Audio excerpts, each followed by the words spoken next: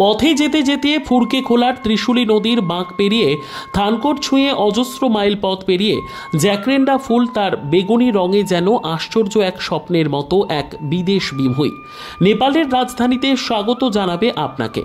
বাসে যেতে যেতে মাঝে মাঝে বাসে উঠে আসবে স্থানীয় নেপালি সঙ্গীত শিল্পীরা। তারা সারেঙ্গি আর ঘুঙুর বাজিয়ে ঘুম ভাঙাবে বাস যাত্রীদের। কাঠমান্ডু থেকে কোথাও যাওয়া আসার জন্য আসতে হবে কলঙ্কি বাস স্ট্যান্ডে, তাই নেমে পড়ুন সেখানে। আসুন কাঠমান্ডুতে। মন্দির কিংবা তীর্থক্ষেত্র দর্শন করেই শুরু হোক নেপাল ভ্রমণ। তবে এখানে কিন্তু রিক্সা বা টোটো পাবেন না। ট্রাভেল ইন নামে একটি অ্যাপস ডাউনলোড করে নিন। নিজে যেখানে আছেন সেই লোকেশন দিয়ে যেখানে যাবেন সেই তথ্য লিখে দিন।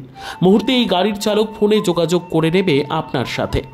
এই সার্ভিস কিন্তু খুব ফাস্ট। এখানে চালকদের ব্যবহারও চমৎকার। এই ক্যাব সার্ভিস ব্যবহার করেই ঘুরে নিন কাঠমান্ডুর প্রায় 12টি মূল পয়েন্ট। দুদিন সময় হলেই যথেষ্ট। ইচ্ছে হলে যেতে পারেন শখের বশে ক্যাসিনোতেও। নেপালের কাঠমান্ডু মানে প্রথম দর্শনীয় স্থান হিসেবে উঠে আসে পশুপতিনাথ মন্দিরের। আসুন সেই বিশ্ববন্দিত মন্দির দর্শন করেই শুরু হোক নেপাল ভ্রমণ। পশুপতি বাগমতী নদীর তীরে পশুপতিনাথের মন্দির সংলগ্ন এলাকায় সন্ধ্যারতি দর্শন যেন এক অন্যরকম অনুভব। ভারতের বেনারসের দশাশ্বমেধ ঘাটের মতোই যেন এখানে সেই ধর্মীয় অনুভব খুঁজে পাওয়া গেল। আর সেই মণিকর্ণিকা ঘাটের মতো নদীর ধারে সবসময় শ্মশানের চিতা জ্বলছে। রাতের অন্ধকারকে কেমন যেন মোহময়ী করে দিচ্ছে একই সঙ্গে চিতা আর সন্ধ্যারতির আলোর পর্ব। মন্দিরের পরিবেশটিকেও যেন অন্যরকম করে তুলেছে। শোক ও আনন্দ যেন মিলেমিশে একাকার। হারমোনিয়াম ও তবলা এবং অন্যান্য বাদ্যযন্ত্র সহযোগে ভক্তিগীতির সাথে সাথে নদীর পাড়ে সন্ধ্যারতি হচ্ছে। আহা, মন ভরে যায়। একটু আগে ভাগে পৌঁছেই বসার জায়গাটা করে নিন। ঠিক যেখান থেকে সন্ধ্যারতিটা দেখলে আপনার মন ভরে যাবে আনন্দে। দেরি করে গেলে কিন্তু সেই দৃশ্যকে অনুভব করা যাবে না। মন্দির প্রাঙ্গণে অজস্র কাতারে কাতারে দেশি ও বিদেশি পর্যটকদের ভিড় যেন মন্দিরের শান্তি ও নিবিড়তাকে কিছুটা হলেও বিঘ্নিত করে। মন্দিরে আসার পথে কি অসাধারণ বাজনা শোনাচ্ছে বুদ্ধিস্ট সম্প্রদায়ের ছোট ছোট ছেলেমেয়েরা।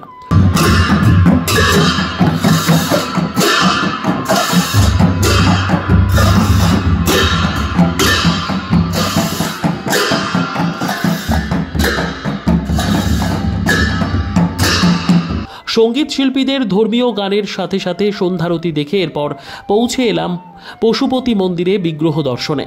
ভেতরে ছবি তোলা নিষেধ, তবে লাইনে দাঁড়িয়ে বিগ্রহ দর্শনের সময় পুরোহিতকে দক্ষিণা দেবার সময় তারা হাতে চন্দন তিলক বা রুদ্রাক্ষ জাতীয় কিছু তুলে দেবে আশীর্বাদ হিসেবে। পশুপতি মন্দিরের আরতি শেষ হওয়ার পর যদি মন্দির দর্শন করতে চান তবে সমস্যা, কারণ ততক্ষণে মন্দির বন্ধ হয়ে যায়। আগে মন্দির ও বিগ্রহ দর্শনের পরই আরতি দর্শন করা সঠিক হবে। পশুপতি মন্দিরের ভেতরে ছড়িয়ে ছিটিয়ে আছে অসংখ্য সাধু সন্ন্যাসী এবং সেজে গুজে বসে আছে বহুরূপীরা। তাদের দেখলেই কেন যেন ছবি তুলতে ইচ্ছে হবে, অথবা আলোকচিত্রীরাও সেই সুযোগ হাতছাড়া করতে চাইবেন না। অবশ্য এর জন্য দক্ষিণা হিসেবে কিছু পয়সা গুনতে হবে আপনাকে। কিভাবে যাবেন? ফ্লাইটে দমদম এয়ারপোর্ট থেকে কিংবা নেপালের ভদ্রপুর থেকে ফ্লাইটে চেপে পৌঁছতে পারেন কাঠমান্ডু, অথবা উত্তরবঙ্গের শিলিগুড়ি থেকে উত্তরবঙ্গ রাষ্ট্রীয় পরিবহন সংস্থার বাস রয়েছে। কিংবা সেখানে পৌঁছানোর জন্য শিলিগুড়ি থেকে বাগডোগরা এসে পানি ট্যাঙ্কি হয়ে আসতে পারেন নেপালের কাঁকরভিটা। সেখান থেকে প্রচুর নাইট বাস সার্ভিস রয়েছে। কাঠমান্ডুতে ভারতীয় টাকা 1000 টাকা থেকে শুরু করে বিভিন্ন মানের হোটেল আছে। অনলাইনে বুকিং করতে পারেন, আবার গাড়ির ড্রাইভারকে বলে সরাসরি হোটেলে পৌঁছে নিজেরাও ঠিক করতে পারেন। তবে জিনিসপত্রের দাম কিন্তু আকাশ ছোঁয়া। একটু হিসেব করে চলতে হবে আপনাকে। তাহলে আর দেরি কেন? কাঁকরভিটা পৌঁছে কোনো একটি হোটেলে ফ্রেশ হয়ে নিন। সংগ্রহ করুন নেপালের সিম। নেপালের টাকা এক্সচেঞ্জ করে উঠে পড়ুন বাসে। বলুন জয় পশুপতিনাথ।